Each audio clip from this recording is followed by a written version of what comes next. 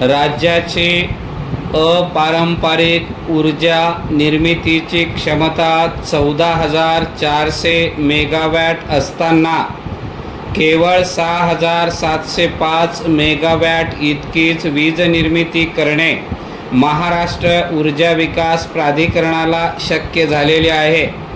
राज्य सरकारने नवीन अपारंपरिक ऊर्जा निर्मिती धोरण जाहीर केले असले तरी प्रकल्प उभारणीला गती मिळू शकलेली नाही. परिच्छेद पवन ऊर्जा, ऊसाच्या चिपाडापासून सह वीज निर्मिती, कृषी अवशेषांवर आधारित ऊर्जा निर्मिती, लघु जलविद्युत प्रकल्प, शहरी घन आणि द्रव कचऱ्यापासून वीज, औद्योगिक कचऱ्यापासून वीज निर्मिती तसेच सौर ऊर्जा हे अपारंपरिक ऊर्जा स्रोतही म्हटले जाते. केंद्र सरकारने या माध्यमातून देशात 2022 पर्यंत 175 गीगावॅट वीज निर्मितीचा विस्तार करण्याचे उद्दिष्ट जाहीर केल्याचे ताज्या अहवालात नमूद केले आहे. राज्य सरकारने पुढील 5 वर्षांमध्ये एकूण 14,400 मेगावॅट क्षमतेचे नवीन व नवीनीकरणीय ऊर्जेपासून वीज निर्मितीचे पार्श्वन संलग्न प्रकल्प पूर्ण करण्याचे उद्दिष्ट निश्चित केले असले तरी अनेक प्रकल्प अजूनही कागदावरच असल्याचे चित्र आहे.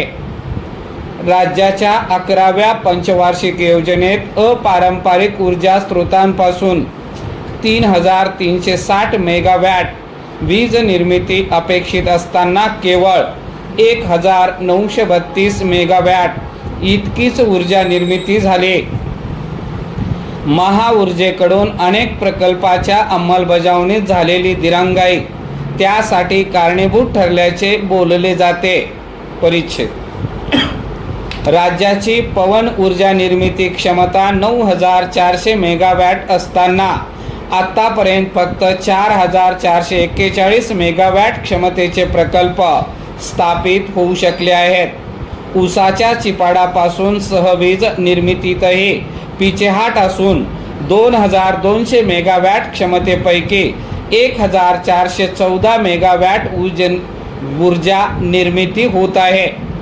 कृषी अवशेषांवर आधारित ऊर्जा निर्मिती क्षमता 732 मेगावॅट पैकी जलसंपदा विभागाला 284 मेगावॅटचेच प्रकल्प पूर्ण करता आले आहेत. परिच्छेद शहरी घन द्रव्य कचऱ्यापासून वीज निर्मितीच्या बाबतीत तर महाराष्ट्र प्रारंभिक स्तरावर असून या माध्यमातून 287 मेगावॅट वीज निर्मिती होऊ शकते, पण केवळ 3 मेगावॅटचेच दिवे लागले आहेत.